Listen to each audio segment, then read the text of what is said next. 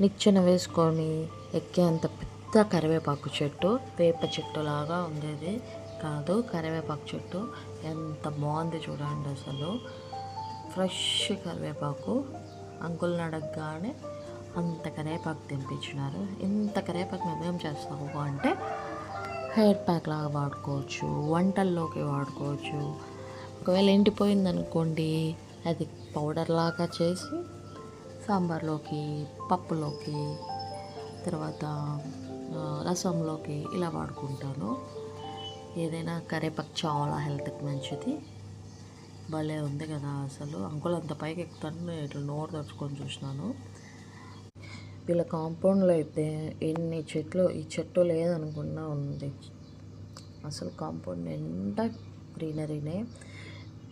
ఇంత ఆకు, ఇన్ని మునక్కాయలు తీసుకొని ఇంటికి వెళ్ళిపోయాను.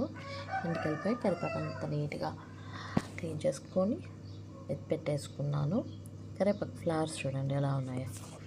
అలా పెట్టి పెళ్ళిళ్ళకి అమ్మాయిలు జుట్టులో పెడతారా అట్లా ఉంటుంది ఇది. కానీ బాగుంది కదా. సో